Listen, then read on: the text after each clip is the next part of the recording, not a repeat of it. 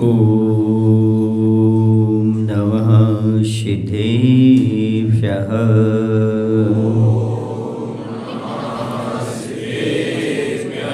ॐ नमः सिद्धेभ्यः।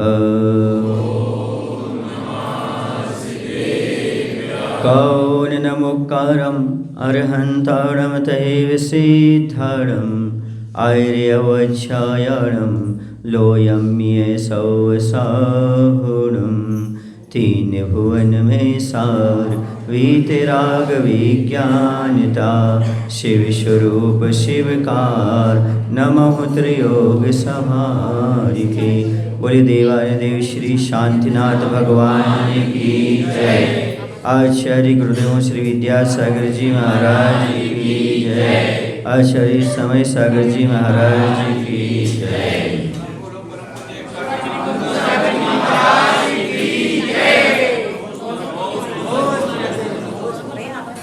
देवगति का प्रकरण चल रहा है। देवगति में क्या होता है? सुख ही सुख होते हैं कि दुख भी होते हैं? तो देवगति में सुख भी है और दुख भी है। हाँ, वहाँ पर सुख तो है देवगति में, लेकिन वहाँ पर इंद्रिय जन सुख है। जो कि इंद्रिय जन सुख हमारे पास है, वैसे इंद्रिय जन सुख देवताओं के पास भी है। अंतर इतना है कि हमारा दुख जो होता है, सुख जो होता है, वह बीच में छूट जाता है, आतंक सहित होता है, समझ गए? लेकिन जो देवताओं का होता है वो बीच में छूटता नहीं, आयु पर्यंत तक पूर्ण सुख बना रहता है। उनको कोई आतंक नहीं है, उनका कोई चोरी नहीं है, कोई रोग नहीं है उनके शरीर में, कोई बाल बच्चे नहीं उनका पालन पोषण करने के लिए बहुत दुख होता हो। ये सारी चीज़ें वहाँ पर नहीं होती, इसके बाद भी वहाँ पर दुख होता है। अब यहाँ पर कहते हैं जो विमान वासी हो थाय सम्यक दर्शन बिन दुख पायो तहते चय थावर तन धरें यों परिवर्तन पूरे करे। कहते हैं यदि विमानवासी विमान देव हुआ भी तो सम्यक दर्शन के बिना दुख पाया, उसने सम्यक दर्शन के बिना दुख पाया। और तहते चय वहाँ से चय करके मर करके थावर माने स्थावर जीव का तन माने शरीर धरे धारण किया। यूँ इस तरह यह जीव परिवर्तन 5 परिवर्तनों को पूरी करे, पूर्ण किया जाता है। इस प्रकार से पंच परिवर्तन करता है जो विमानवासी होता है। यहाँ पर कह रहे हैं यदि जो जीव विमानवासी देव भी हुआ, कौन सा देव हुआ? विमानवासी भी हो गया, तो भी वहाँ पर सम्यक दर्शन के बिना दुखी हुआ। उसके पास क्या नहीं रहा?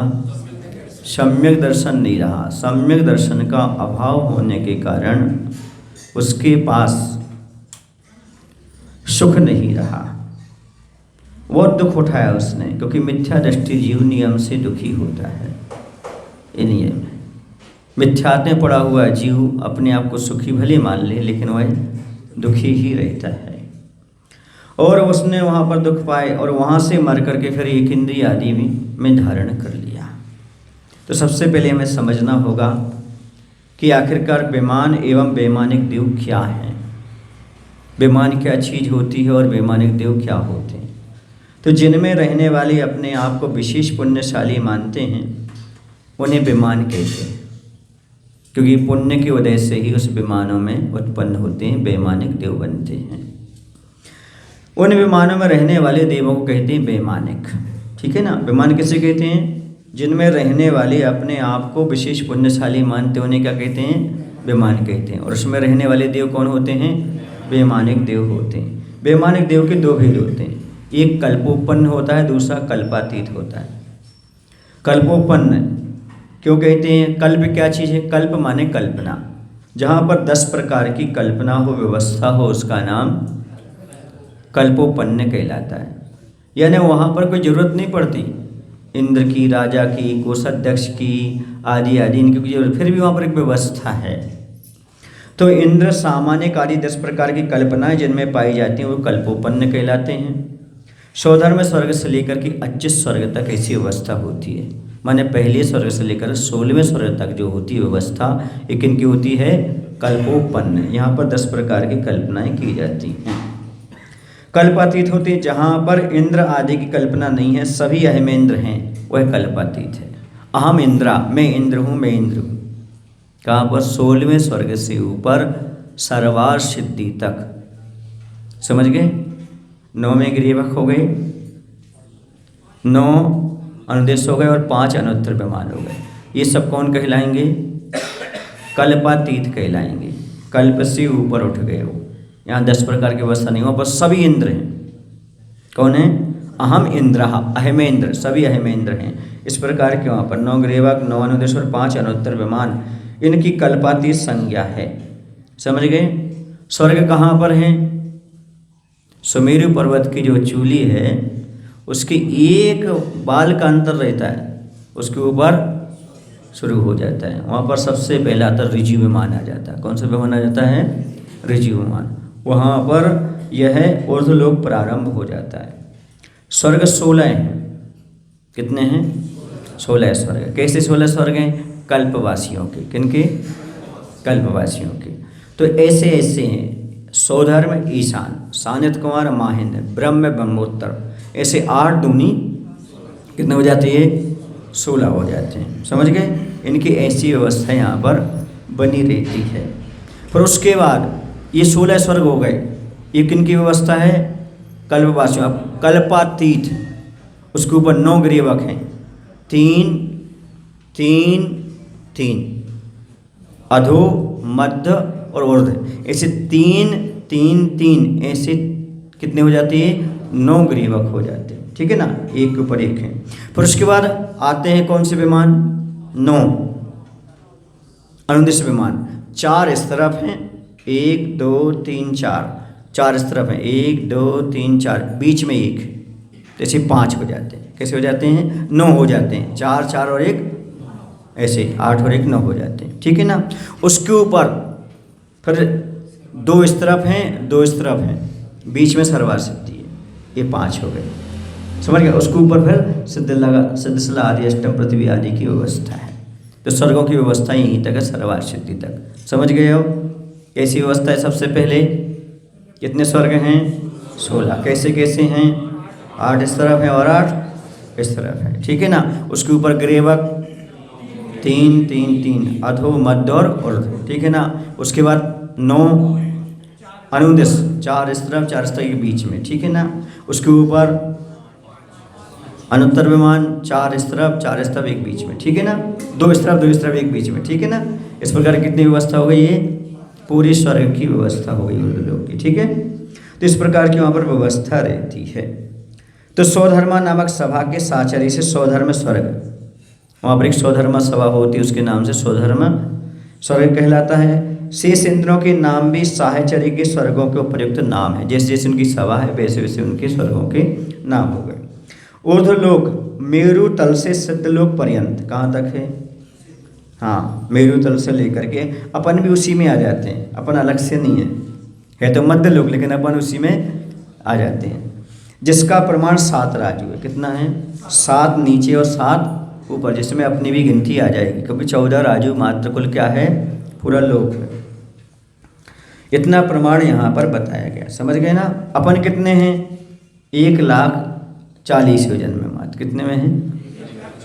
हाँ, इतनी मात्र अपने मध्य लोक की समझना चाहिए, इतनी व्यवस्था।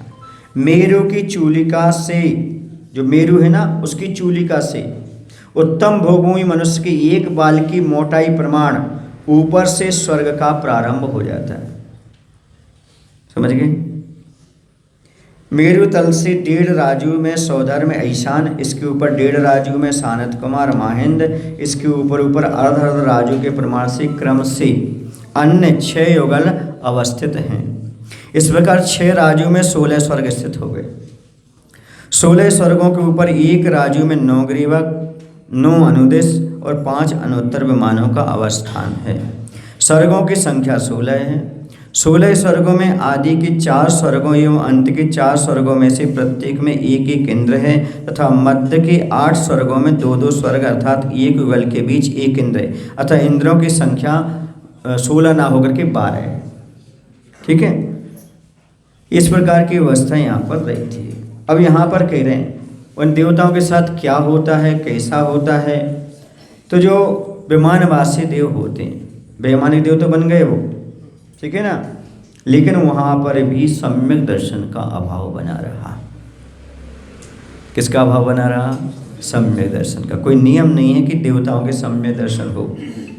कहाँ तक के देवताओं के? 9वें ग्रीवक तक मिथ्या दृष्टि जा सकता है। कौन से ग्रीवक तक?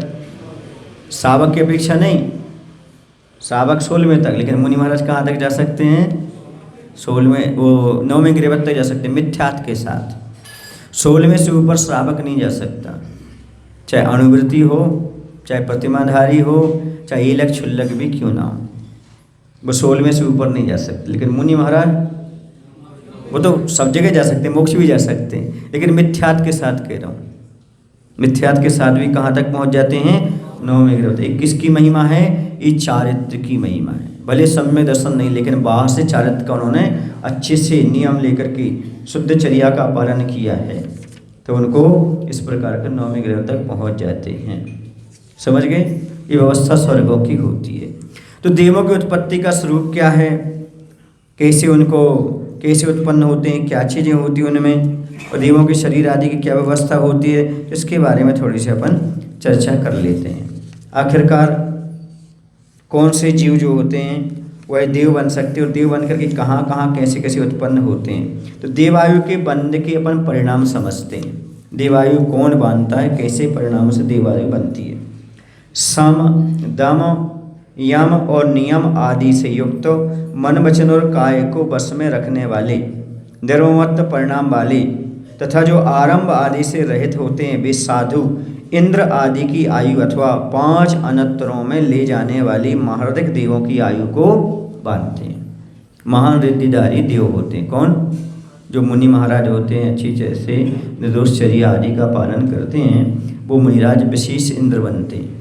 अभी आज वर्तमान में 16वें से ऊपर मुनि महाराज भी नहीं जा पाएंगे, क्योंकि वज्रसव, नारद सहनन और इस प्रकार का भी द्रव्य क्षेत्र आदि नहीं है, इसलिए मुनि महाराज भी नहीं जा सकते। कौन से स्वर्ग से?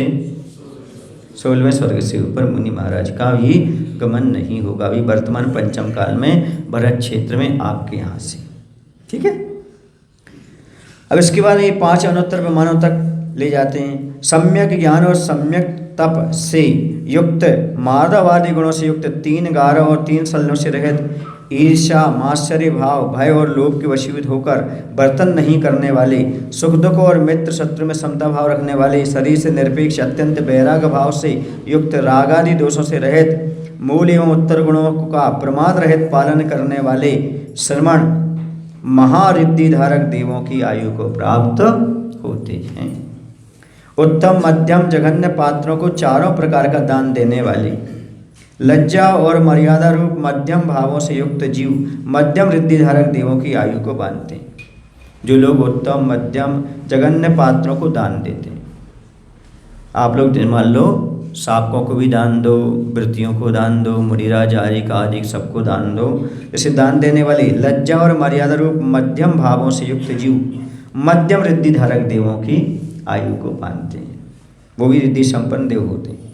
अनादि के प्रकटित संज्ञा एवं अज्ञान के कारण अपने चरित्र में अत्यंत क्लिष्टमान भाव संयुक्त जीव, चरित्र तो लिया लेकिन चरित्र में पूर्व कर्म के उदय से प्रमाद आदि के माध्यम से क्या हो गया, उनके क्लिष्टमान भाव संयुक्त जीव, दूषित चारित्र वाले, क्रूर, उन्मार्ग में स्थित, निदान भाव सहित और मंद कसाई जीव अल्प रिद्धि देवों की आयु को बांधते हैं। क्योंकि संयम तो पाल रहे हैं, भले कर्मिक उद्देश्य अज्ञानवश ईर्ष्या भाव आदि, मात्सर्य भाव आदि उत्पन्न हो रहा है, लेकिन वृत्ति को तो नियम से देवायु का ही आश्रव होता है। थोड़ा कम रिद्धिदारी होंगे पर होंगे जरूर, ऐसा करते। अब और भी लोग होते हैं जो वहाँ पर देव तो माने जाते पर अच्छे देव नहीं माने जाते, उनको वहाँ हीन भाव होता है। कंदर्प है, आवियोग्य हैं, किलबिश जाति के देव होते हैं, आवियोग्य जाति के देव होते हैं, वाहन बनना पड़ता उनको। सौधर्मिंद ने कहा आप ही बन जाओ, बनना पड़ेगा। कंदर्प आदि, और इसके साथ साथ बहुत सारे देव ऐसे होते हैं जिनके लिए सौधर्मिंद की सभा में प्रवेश नहीं मिलता, बाहर खड़ी रहना पड़ता, अछूत जैसे रहना पड़ता है तो देव, ये भी बहुत दुख है वहाँ पर। ये मत समझना आप, वहाँ पर भी वाहन बनना पड़ता है, दूसरे की आज्ञा में रहना पड़ता है। हाँ, और इसके साथ ही साथ क्या होता है वहाँ पर, नीच जैसे स्वीकार किए जाते, दुर्देव जैसे माने जाते। तो कंदर्प आदि देव, यहाँ मनुष्य पर्याय में जो जीव स्त्री गमन आदि विट लक्षण को धारण करते हुए कंदर्प परिणामों से युक्त होते हैं, वे अपने योग्य शुभ कर्म के बस से कंदर्प देव होकर ईशान कल पर्यंत उत्पन्न हो जाते, दूसरे स्वर तक उत्पन्न हो जाते, क्योंकि उनकी मात्र हंसी मजाक ही रहती, स्त्रियों में ही उनका रुचि बनी रहती, ऐसे जीव। लेकिन धर्म करते हैं इसलिए दूसरे स्वर्ग से ऊपर नहीं जा पाते, वो भी कंदर्प आदि जाति में उत्पन्न हो जाते हैं। ये देव ईशान कल्प की जघन आयु से सहित होते हैं। ईशान कल्प में भी रहेंगे तो जघन आयु को बांधेंगे, उत्कृष्ट आयु को नहीं बांध पाएंगे। मनुष्य पर्याय में गीत आदि से जीविका चलाना, संगीतकार आदि होते ना, उनसे अपनी आजीविका चलाते हैं। लक्षण जन का ऐसे केलविषिक परिणाम से युक्त नट आदि जो जीव अपने युग शुभ कर्म के बस से केलविष देव होकर लांतो कल्प पर्यंत ही उत्पन्न होते हैं, इससे ऊपर नहीं जाते। समझ गए? गीत आदि करके, है ना, भजन आदि गा करके क्या करते हैं, वो आजीविका का निर्वाह करते हैं। भजन गाना अलग चीज़ है, उससे ही आजीविका का साधन जुटाना, उससे ही अपनी आजीविका चलाना। ऐसे हमने बोला केलविष जाति के देव जो सौधर्मिंद की सभा से बाहर रहते हैं। और इससे ऊपर नहीं, ये भी अपने उत्पत्ति क्षेत्र की जघन आयु से सहित होते हैं। वहाँ भी उनकी जहाँ उत्पन्न होंगे वहाँ पर कौन से कल्प तक होंगे, ये होंगे लांतव तक, लांतव स्वर्ग तक, तो वहाँ पर भी ये जघन आयु से ही रहते हैं। इसी प्रकार मनुष्य पर्याय में जो जीव पाप क्रियाओं में स्वहस्त व्यापार लक्षण जिसका ऐसे अभियोग भावना से युक्त अर्थात नाई, धोबी और दास आदि के करने योग्य कार्यों को स्वहस्त से करते हुए उन्हीं परिणामों से युक्त हैं, वे जीव अपने योग शुभ कर्म के बस से अभियोग देव होकर अच्युत कल्प पर्यंत उत्पन्न होते हैं, इससे ऊपर नहीं होते। इनकी भी अपने उत्पत्ति क्षेत्र की जघन आयु ही होती है। जैसे ब्यूटी पार्लर चलाना आज के ज़माने में कह लो, छोर कर्म करना, छोर कर्म समझते हो? हाँ, ब्यूटी पार्लर में ही तो होता है। तो ऐसा करने वाले हैं, कपड़े आदि दूसरे के धोने वाले हैं, प्रेस करने वाले आदि हैं, और दास बन करके काम करने वाले हैं। समझ गए ना? ये सब लोग जैसे नीच कर्म बताता है, जूते चप्पल आदि की, चमड़े आदि की दुकान आदि ऐसा करना, ये सब जीव वहाँ पर जघन आयु को प्राप्त करते हैं और अभियोग जाति के हो जाते हैं। अभियोग समझ रहे हैं, जो वाहन कहलाते हैं, वाहन बनना पड़ता है उनको, ऐरावत हाथी बन जाओ, ये बन जाओ, आदि आदि आदि इसमें चलते हैं। क्योंकि यहाँ भी दास कर्म किया है तो वहाँ भी दास कर्म, इसलिए कह रहे उच्च कुल में होकर के अच्छी कार्य करो। आगे में तो इतना लिखा है, जो ब्यूटी पार्लर आदि छोड़ कर्म करते ना, उनके यहाँ आहार को नहीं जाना चाहिए साथियों। जो बिल्ली कुत्ते पालते हैं उनके यहाँ भी आहार के लिए जाना निषेध है। क्यों? क्योंकि ये पंचेंद्रिय जीवों का घात करने वाले जीव हैं। समझ गए? तो आहार दान के पात्र नहीं होते। उसमें तो लिखा है ये जीव नरकगामी होते हैं अन्य ग्रंथों में। हाँ, क्यों? क्योंकि जीवन भर हिंसा का भाव बना रहता है। कुत्ता क्या अहिंसक होता है?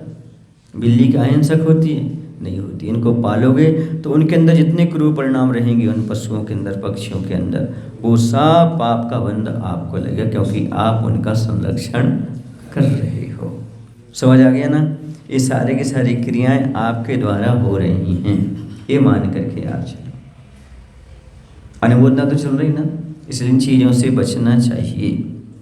अब कहते वैमानिक देव जो होते हैं, उन वैमानिक देवों में शक्ति कितनी होती है? यदि किसी देव की निकृष्ट से निकृष्ट देव है, छोटे से छोटा देव है, तो वह क्या करेगा, 100 लोगों को मारने की और 100 लोगों को घर बसाने की क्षमता रखता है।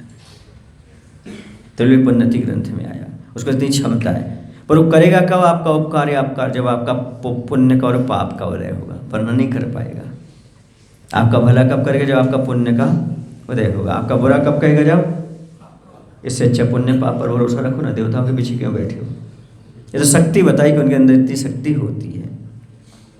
एक पल्योपम प्रमाण आयु वाला देव पृथ्वी की 6 खंडों को उखाड़ने में और उनमें स्थित मनुष्यों त्रिंचों को मारने और पोषण करने में समर्थ होता है।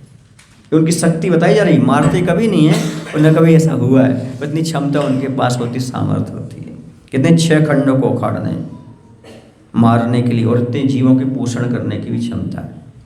सागरोप प्रमाण काल पर्यंत जीवित रहने वाले देव जम्बू द्वीप को पलटने में और उसमें स्थित मनुष्य त्रिंचों को मारने और पोषने में समर्थ होते हैं।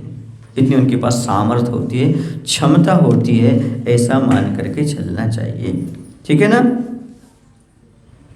अब आप पूछोगे वैमानिक देवों में सम्यक दर्शन का क्या नियम है। तो वैमानिक देवों में सम्यक दर्शन पर्याप्त एवं अपर्याप्त अवस्था में औसमिक छायक छायोसमिक सम्मिश्रण हो सकते हैं। हो, ये कोई नियम नहीं है। अपर्याप्तक अवस्था में औसमिक सम्मिश्रण द्वितीयोपम सम्यक के साथ मरने वाले जीवों की अपेक्षा घटित होता है। वैसे औसमिक सम्मिश्रण नहीं पाया जाएगा, लेकिन कोई यहाँ से लेकर के गया छायोसम सम्मिश्रण के साथ देव पर्याय में, तो वहाँ पर देवांगनाओं की अपर्याप्त अवस्था में एक भी सम्यक दर्शन नहीं होता। देवी पर्याय, क्योंकि स्त्री पर्याय में कभी सम्यक्त के साथ उत्पत्ति नहीं होती। किसके साथ उत्पत्ति नहीं होती? हाँ, स्त्री पर्याय नियम से मिथ्यात्व के साथ ही उत्पन्न होती है, चाहे मनुष्यनी हो चाहे देव हो, समझ गए ना, चाहे भोगभूमि में कहीं भी हो। स्त्री पर्याय में जन्म लिया है तो सम्मिश्रण छूट गया उसका, मिथ्यात्व के साथ ही जन्म होगा। किसके साथ होगा? सुन रहे स्त्री पर्याय वालों, किसके साथ जन्म होता है? मिथ्यात्व के साथ ही जन्म होगा। पर्याप्त अवस्था में नवीन उत्पत्ति की अपेक्षा औसमिक और छायोसमिक 2 सम्मिश्रण हो सकते हैं। कितने सम्मिश्रण हो सकते हैं बाद में? 2, औसमिक और छायोसमिक, क्योंकि छायक तो मनुष्य को ही होता है। छपना करने की क्षमता मात्र किसके पास है? मोहिनी कर्म की मनुष्य के पास। तो औसमिक और छायोसमिक 2 हो सकते हैं। मिथ्यादृष्टि जीव का उत्पाद 9वें ग्रीवक तक हो सकता है। अभी हमने बताया मुनि महाराज की अपेक्षा अनुदेश और अनुत्तर विमानों में सम्यक दृष्टि उत्पन्न होते हैं। जो अनुदेश विमान हैं अभी बताए थे 9 और अनुत्तर विमान 5, उनमें तो मात्र सम्यक दृष्टि मुनि महाराज ही जाएंगे और 16 में से ऊपर मुनि महाराज ही जाएंगे। लेकिन 9वें ग्रेड में मिथ्या दृष्टि महाराज भी जा सकते हैं। लेकिन जो अनुदेश और अनुत्तर विमान उसमें तो मात्र सम्यक दृष्टि मुनि महाराज ही जाएंगे। शावक 16वें स्वर्ग से ऊपर नहीं जा सकता, चाहे वह वृत्ति हो, इलक छुल्लक भी क्यों ना हो, आर्य का भी क्यों ना हो, वो 16वें स्वर्ग से ऊपर कभी भी नहीं जा सकती, क्योंकि पूर्ण वस्त्र है दिगंबर मुद्राधारी भी 16वें स्वर्ग से ऊपर जा सकते। ऐसी इनकी व्यवस्था है। समझ गए आप लोग? अब महाराज वहाँ पर दुख होते हैं क्या? क्यों नहीं होते? बहुत सारे दुख होते हैं। क्या दुख होते हैं? देवताओं को क्या दुख है महाराज? सब कुछ तो उनके पास सब अच्छा है, उनका शरीर अच्छा है, उनके शरीर में कभी कीड़े नहीं होते, निगोदिए जीव नहीं होते, रोग नहीं होता, शोक नहीं होता। इसके साथ ही साथ उनके शरीर में बाल नहीं होते। जो बाल होते ना आपके, बाल उनके नहीं होते, क्योंकि सप्त धातुओं से रहे थे, मलमूत्र आदि से रहे थे। आहार तो होता है पर निहार आदि मलमूत्र आदि उनके नहीं होता, क्योंकि उनका शरीर कौन सा है? वैकृक शरीर है। वैकृक शरीर किसे कहते हैं? विक्रिया धारण करना, जिसका स्वभाव हो विशेष रूप से क्रिया, शरीर के माध्यम से विशेष रूप से क्रिया करने का नाम है वैकृक शरीर। समझ गए? कौन सा शरीर है? वैकृक शरीर इस प्रकार का होता है। तो उसमें किसी प्रकार के रोग शोक आदि नहीं होते, उनकी शरीर की परछाई नहीं पड़ती, क्योंकि कौन सा शरीर है उनका? वैकृक। उनकी शरीर नेत्र की टिमकार नहीं होती, उनकी पलक कभी झपकती नहीं। किनकी? देवताओं की। ऐसी उनकी व्यवस्था होती है। 16 वर्ष की युवावस्था में ही वह उत्पन्न होते अंतर्मुहूर्त में इतनी अवस्था होती है, जीवन पर्यंत ऐसे ही होती है। अकाल मरण कभी होता नहीं है, शस्त्र आदि घात से कुछ उनको प्रभाव पड़ने वाला होता नहीं है। किनका? देवताओं के। ये सारे सुख हैं, लेकिन फिर भी उनके पास कह रहे हैं कि सम्यक दर्शन का अभाव होने से दुख होता है, क्योंकि शरीर और आत्मा का भेद ही नहीं जानते हो। विषय भोगों में लगे रहते हैं। किस में लगे रहते हैं? विषय भोगों में लगे रहते हैं। जैसे यहाँ पर बहुत सारे लोग हैं जिनको कोई कमी नहीं है, पर पापों में लगे हुए हैं। कहीं शराब पी रहे, कहीं दारू पी रहे, कहीं ये कर रहे हैं, ये सारे पाप करते रहते हैं। सुख तो संपूर्ण है उनके पास, पर पाप भी पूर्ण है। तो आगे चल कर क्या दशा होगी आप जानते हैं। ऐसी दुखी तो है ही वो। पाप करने वाला दुखी होता है, बिना दुख के पाप नहीं होता है। क्या नहीं होता? हाँ, कभी कभी तो पुण्य में भी पाप कर लेते लोग, पुण्य के उदय में भी ज़्यादा पाप कर लेते, ऐसा होता है। कहते ना बुभुक्षुना क्या ना कर्तव्या, यानी भूखा आदमी कौन सा पाप नहीं कर लेता, दुखी आदमी कौन से पाप करने के लिए नहीं हो जाता है। ये होता है। और सुख में भी आदमी पाप की ओर आगे बढ़ जाता है। हाँ हाँ, आकृतिम चैत्यालय में देवों को जाने में कोई बाधा नहीं है। सब दर्शन करने आकृतिम चैत्यालय की वंदना करने जाएं, समेरु पर्वत आदि पर जाएं, कोई इन लोगों को निषेध नहीं है। सारे वैमानिक देव वहाँ पर जा सकते हैं। हाँ, ये है कि 16वें स्वर्ग से ऊपर के देव नहीं आते, वो वहीं से नमस्कार कर लेते हैं। हाँ, पंचकर्णक में भी नहीं आते 16वें स्वर्ग से ऊपर के। अहमेंद्र है ना जो, वो वहीं से, उनका गमन भी कम होता है, शरीर का आकार भी कम होता है, अभिमान भी कम होता है, सब चीज़ें कम होती हैं। उनके लिए ज़्यादा आकुलता नहीं होती। पुरुष होते हुए भी उन्हें स्त्री की जरूरत नहीं पड़ती। इसे 16 स्वर्ग से ऊपर स्त्रियाँ नहीं हैं। हाँ, क्योंकि उनके भोगने के भाव नहीं होते वहाँ, क्योंकि पहले मुनि रहे हैं, मुनि बनने के ऊपर गए हैं, तो इस प्रकार के उनके परिणाम अभी बने हुए हैं। समझ गए हैं? लोकांतिक नहीं, लोकांतिक तो पंचम स्वर्ग में है, लेकिन लोकांतिक देव को भी नहीं होता, क्योंकि लोकांतिक देव एक अलग कॉलोनी है। पंचम स्वर्ग तो है, पर एक अलग कॉलोनी है। वो लोग हमेशा निसर्ग से ब्रह्मचारी होते हैं, उनके यहाँ भी देवियाँ नहीं होती, क्योंकि वो भी मुनि ही बनते हैं। यहाँ से मुनि बनेंगे, वहाँ पहुँचेंगे, फिर वहाँ से एक भाव लेंगे, उसी भाव में मुनि बनेंगे और मोक्ष चले जाएंगे। भी लोकांतिक देव होते हैं। समझ गए? ब्रह्म लोकालया लौकांतिका, ब्रह्म स्वर्ग है। कौन सा स्वर्ग है उनका? 5वां स्वर्ग है उनका। 5वें स्वर्ग में, 16 में नहीं है वो। कौन से स्वर्ग में है? 5वें। बोले 5वें स्वर्ग में भी उनकी इस प्रकार की व्यवस्था है कि वो निसर्ग से कैसे रहते हैं? ब्रह्मचारी रहते हैं। उनकी यहाँ उनकी कॉलोनी में, कॉलोनी बोले, हाँ, उनकी कॉलोनी में क्या नहीं होते? देवियाँ नहीं होती। ऐसी उनकी व्यवस्था बनी रहती है। और वो हमेशा 12 भावना का चिंतन करते। 12 भावना का चिंतन ही नहीं करते, बल्कि वह भगवान के दीक्षा कल्याणक में आते हैं। बाकी और कल्याणक में वो नहीं आते। क्यों नहीं आते? क्योंकि उन्हें अगले भाव में वैराग्य लेना है, तो वैराग्य की अनुमोदना करने आते हैं। ये कितने होते हैं? इनके भेद 8 होते हैं। कितने भेद होते हैं लोकांतिक के? 8 भेद होते हैं। सारस्वत, आदित्य, वन्नी, अरुण, गर्दतोय, तुषित, अव्यावाद और अरिष्ट। ये ब्रह्मलोक के अंत में ऐशान आदि 8 दिशाओं में गोलाकार प्रकीर्णक विमानों में क्रम से 8 लोकांतिक देव निवास बने हुए हैं। समझ गए? ये 12 भावना आदि की चिंतन हमेशा करते रहते हैं। आचार्य कहते हैं कुंद महाराज, आज भी मुनि महाराज लोकांतिक देव बन सकते हैं। आज यहाँ से भरत क्षेत्र से मुनि इस प्रकार की तपस्या करके लोकांतिक देव बन सकते हैं, कोई बाधा नहीं है। वहाँ पर इस प्रकार की अच्छी व्यवस्था बनी रहती है। तो महाराज जी, स्वर्ग में आपने कहा ये सब चीज़ें, तो दुख क्या है? वही सद्धान के अभाव में सौधर्म ईशान स्वर्ग तक का देव, भवनवासी यंत्र जोशी, सौधर्म और ईशान स्वर्ग तक का, ये भवनेत्रक हो गया, और सौधर्म ईशान स्वर्ग तक का देव एक इंद्री में जन्म ले लेता है। इतना संकलेश परिणाम कर लेता है वो।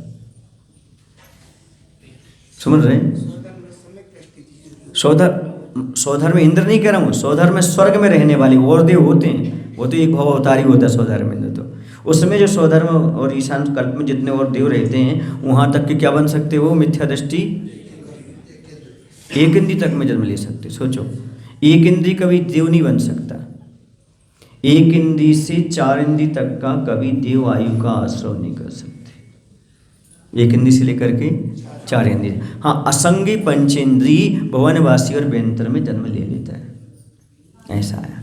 लेकिन एक इंद्री कभी देव नहीं बन सकता, लेकिन देव एक इंद्री बन सकता। प्रोग्रेस कठिन है, रिग्रेस बहुत ईजी है, समझ, सांप सीढ़ी जैसा चढ़ने में बहुत, लेकिन गिरने में नहीं। यानी एक इंद्री में आएगा। हाँ, वो एक इंद्री में व्यवस्था ये है कि वो आएगा तो अग्नि कायक और वायु कायक में जन्म नहीं लेगा, क्योंकि पृथ्वी, जल, अग्नि, वायु, वनस्पति पंचस्थावर हैं। इसमें सबसे निकृष्ट पर्याय मानी जाती है अग्नि कायक और वायु कायक। पृथ्वी कायक बन जाएगा, जल कायक बन जाएगा और वनस्पति कायक बन जाएगा एक इंद्री में। आप लोगों ने कभी पुरानी छठला देखी, उसमें एक विमान है, विमान में देव है और वृक्ष को दिख रहा है, मतलब वृक्ष में आकर के जन्म लेने वाला है। उनको मालूम पड़ जाता है, 6 महीने पहले उनके गले की मंदार माला मुरझा जाती है, उनको मालूम पड़ जाता है हमें कहाँ जाना है। अब उनको लगता है ये सब छूट रहा है मेरा, ये देवियाँ छूट जाएंगी, ये स्वर्ग वैभव, तो और रोते हैं, वो विलाप करते हैं, दुखी होते हैं और संकलित परिणाम करते हैं। और मिथ्यात्व तो है ही, तो आकर के एक इंद्री में जन्म ले लेते हैं। ध्यान रखना, कुत्ता भी देव और देव भी स्वापि देवोपि देवो स्वा जायते धर्म किल विषाद। ये धर्म और पाप का फल है। धर्म का फल है कि कुत्ता भी देव हो जाता है, और पाप का फल है कि देव भी कुत्ता हो जाता है। थोड़ी तो बदलना पड़ता है, जीओडी गॉड और डीओजी डॉग डॉग माने कुत्ता, गॉड माने भगवान नहीं, देवता। समझ गए आप लोग कि नहीं? तो बहुत थोड़ा सा अंतर रहता है। पाप का फल ये है, क्या देवता भी क्या बन गया? कुत्ता। और पुण्य का कुत्ता भी देव बन गया। ध्यान रखना, विभूति पाना सरल है, तप तपस्या के सहारे। स्वर्ग का वैभव पाना सरल है, पर इंद्र का वैभव पाकर मद भुलाना कठिन है। साधना का पथ कठिन है, साधना का पथ कठिन है। शपथ लेना तो सरल है, पर निभाना ही कठिन है। साधना का पथ कठिन है, साधना का पथ। तप तपस्या के सहारे स्वर्ग का ऐश्वर्य पाना सरल है, पर ऐश्वर्य पाकर वहाँ मद भुलाना कठिन है। वरना फिर ऊपर से नीचे आने में देर नहीं लगती। आपको पानी ले जाना हो ऊपर तो हॉर्स पावर की मोटर लगाना पड़ती है, और ऊपर से नीचे भेजना हो तो बालकनी में से ऐसा कर दो, घरा नीचे आ जाएगा। इसी प्रकार से यदि ऊपर जाना है तो बहुत कठिन है, स्वर्ग आदि, और वहाँ से लौटना है तो ज़्यादा नहीं, संकलेश परिणाम कर लो, पाप के भाव कर लो, नीचे आने में देर नहीं लगती। बच्चों को गाली नहीं सिखाना पड़ती, भजन सिखाना पड़ती। समझ गए? सब बच्चों को गाली देना आता है, कुविचार आ जाते हैं, मोबाइल चलाना आता है। बोलो गलत कह रहे हैं? साधु संगति सिखाना पड़ती है। हाँ, गर्लफ्रेंड और बॉयफ्रेंड बनाने नहीं सिखाना पड़ते। स्वाभिमान सिखाना पड़ता है, दीनहीन तो हो जाता है, अभिमान तो हो जाता है, क्या नहीं कर लेता ये चीज़। समझ में आ गया आपको? तो यह विमानवासी होकर के भी सौधर्म ईशान स्वर्ग तक करियो। फिर थावर, थावर समझते हैं आप? नहीं समझते? इस थावर फिर एक इंद्री में जन्म ले लिया। तो कहाँ से शुरू हुई थी उसकी? निगोर से तो शुरू हुई थी यात्रा, और वहाँ से होते होते फिर पुनः नीचे आ गया। समझ गए ना? ये परिवर्तन पूरे के पूरे जीव करता रहता है। कितने परिवर्तन होते हैं? 5 परावर्तन होते, द्रव्य, क्षेत्र, काल, भव और भाव। ऐसे 5 परावर्तन रूप संसार में यह जीव अनादि काल से भ्रमण कर रहा है। ये दुख बताए जा रहे हैं, 4 गति के दुख जो यहाँ पर बताए उसका यही मायना है। 4 गति के दुख यहाँ पर क्यों बताए? इसलिए बताए हैं क्योंकि यह संसारी जीव अनादिकाल से इन दुखों को भोग रहा है। सम्यक दर्शन के बिना, सम्यक ज्ञान के बिना, सम्यक चारित्र्य के बिना इस संसार में दुखी हो रहा है। मिथ्यात्व के कारण भटक रहा है। मिथ्या धारणा बना करके चल रहा है, अभी तक सम्यक दर्शन को ही प्राप्त नहीं कर सकता। तो मिथ्या दृष्टि देव मरण करके कहाँ उत्पन्न हो जाते हैं? तो मिथ्या दृष्टि देव दुर्ध्यान से मरण करके मनुष्य त्रियंच एवं स्थावर के शरीर में उत्पन्न हो जाते हैं। सम्यक दर्शन क्या चीज़ है? सच्चे देव शास्त्र के ऊपर श्रद्धा रखना, सात तत्वों पर श्रद्धा रखना, पर पदार्थों से पृथक अपनी आत्मा पर श्रद्धा रखने का नाम सम्यक दर्शन है। और सम्यक दर्शन के बिना देवता भी दुखी हैं। आपको भी लाभ प्राप्त हो रहा है सम्यसन प्राप्ति का, आप प्राप्त कर सकते हो, पर आप भी कभी कभी भटक जाते हैं। ऐसे निमित्त मिलते बहुत सारे तो भटकन हो जाती है। कहीं रागी देशी के चक्कर में पड़ जाते हैं, और कभी और बहुत सारी भ्रमणाएँ हैं संसार में, उसमें भटकन हो जाती है। एक आपका दृढ़ निश्चय नहीं हो पाता है। क्यों? परिस्थिति जन्य भी होता है, अज्ञान बस भी होता है, और प्रमाद बस भी, इस प्रकार की स्थितियाँ बन जाती हैं। तो जो देव होते हैं वो पंच स्थावरों में से मात्र 3 स्थावर में जन्म लेते हैं, पृथ्वी, जल और वनस्पति। अग्नि कायक में और वायु कायक में जन्म नहीं लेते, क्योंकि इनमें निकृष्ट चीज़ है। कैसा है? और ये हमेशा जो होते ना, ये एक इंद्री में ही, त्रिंच में ही जन्म लेते रहते, त्रिंच में ही जन्म लेंगे। ये मनुष्य नहीं बन सकते, ये आयु, इनको नियम से त्रिंच आयु ही बनेगी। किनको? हाँ, अब वो त्रिंच में प्रोग्रेस कर लेंगे, 2 इंद्री 3 इंद्री, उसके बाद करो, लेकिन उससे उस अवस्था में वह प्रोग्रेस नहीं कर पाते। क्या देव पर्याय से मोक्ष है?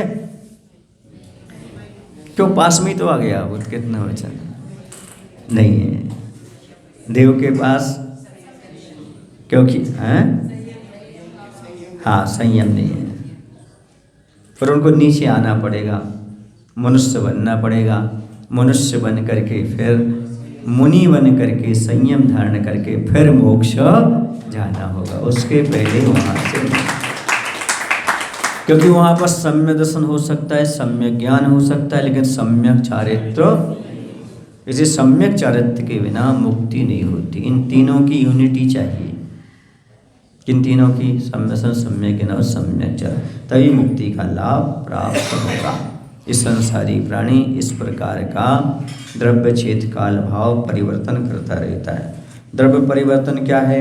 9 कर्म पुद्गलों को अमुक क्रम से ग्रहण करने और भोग कर छोड़ देने रूप परिभ्रमण का नाम द्रव्य परिवर्तन है। क्षेत्र परिवर्तन, लोकाकाश के सब प्रदेशों में, लोकाकाश जितने प्रदेश है संख्यात प्रदेश, अमुक क्रम से, एक क्रम से उत्पन्न होने और मरने रूप परिभ्रमण रूप नाम क्षेत्र परिवर्तन है। जैसे समझने के लिए, एक कोई जीव यहाँ पर जन्म लिया, ठीक है ना, अब वह कहीं भी जन्म लेता रहेगा, वो काउंट में नहीं आएगा। फिर जब वह यहीं बाजू वाले प्रदेश में जन्म लेगा तब काउंट में आएगा। फिर वो कहीं जन्म लिया, वो नहीं आएगा, फिर आकर के उसके बाजू वाले उसमें न जन्म लेगा काउंट, इसलिए वह संख्यात प्रदेश भर लेगा वो क्रम से। तब क्या होगा? वो क्षेत्र परिवर्तन होगा। फिर काल परिवर्तन, क्रम से उत्सर्पण और अवसर्पणी काल के सभी समयों में जन्म लेने और मरण रूप परिभ्रमण का नाम काल परिवर्तन है। जैसे उसने उत्सर्पणी की पहले काल के पहले समय में जन्म लिया, अब वो कहीं भी जन्म लेता रहेगा, वो गिनती में नहीं आएगा। अब जो दूसरे समय में जन्म लेगा वो गिनती में आएगा। ऐसे काउंट करते करते जब पूरे हो जाएंगे तब क्या हो जाएगा? वो बोलो ना भाई, काल परिवर्तन होगा। फिर भाव परिवर्तन, नरक आदि गतियों में बार बार उत्पन्न होकर जघन्य काल से लेकर उत्कृष्ट पर्यंत सब आयु को भोगने रूप परिणमन का नाम भाव परिवर्तन है।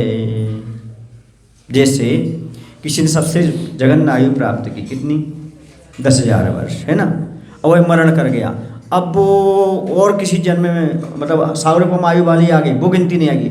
अब वो 10,000 के बाद जो अगली आयु आएगी क्रम से, उसमें जन्म लेगा तब काउंट होगा। फिर जहाँ बढ़ रहा है उसको भ्रमण करता रहेगा, फिर उसके बाद आगे जो आयु में जन्म लेगा वो, ऐसी पूरी आयु किसी कहा जाएगा बार बार उत्पन्न होकर जघन्य से उत्कृष्ट पर्यंत 33 सागर तक, जब तक वो पूरी आयु को भोगने रूप परिणमन करेगा, ये भाव परिवर्तन है। बीच के काउंट नहीं होंगे, हाँ वहीं आकर के उसके बाद जन्म लेगा। ऐसा भाव परिवर्तन सब योग, स्थान और कसाय के द्वारा क्रम से ज्ञानावरण आदि सब कर्मों की जघन्य, दम और उत्कृष्ट स्थिति को भोगने रूप परिभ्रमण को भाव परिवर्तन कहते हैं। ये सब अनंत है। कैसे ये सब अनंत है। ऐसा यह जीव इस संसार में परिभ्रमण करता रहता है। बोले महावीर भगवान की। हे प्रभु, हम सभी को इतनी शक्ति, इतनी बुद्धि देने की कृपा करो ताकि हम सभी लोग अपने जीवन में इस मनुष्य पर्याय में इन गतियों से, इन गतियों के दुखों से छूटने के लिए रत्नत्रय को धारण कर सकें और अपना कल्याण कर सकें। नमो शिवाय।